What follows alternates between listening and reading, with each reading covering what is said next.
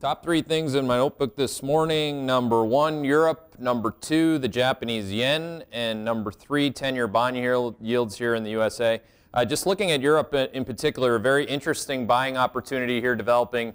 As you can see, we don't have any European exposure other than the euro, which we just added yesterday right around these levels on the long side, the euro being the currency. But again, we do like Europe more than we like the USA. And with Europe pulling back 1 to 2%, depending on which index you look at, there will be some interesting buying opportunities. I'm not talking about Russia, which continues to careen to the downside, another down 2% this morning for Russia, which makes it still the world's worst performing stock market for the year to date at down 12.5%. So again, more interested in buying things like Spain, Italy, or Germany, potentially in that order, potentially not. Looking at the yen continues to manifest strength in the face of what? Another catalyst. Janet Yellen is going to be speaking today. Now, Janet Yellen speaks, you will indeed hear a dove. So again, Janet Yellen on the margin dovish. The minute that this market starts going down on fundamentals, which would include, of course, this morning's jobless claims miss, you will see Janet Yellen back off on the taper, I think.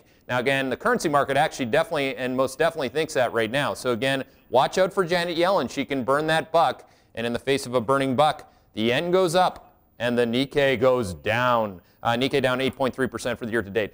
Just looking at the 10-year bond yield, again, after failing magnificently at our trend line of 2.8% for the 10-year bond yield, straight back down to 2.65 yesterday and falling again this morning.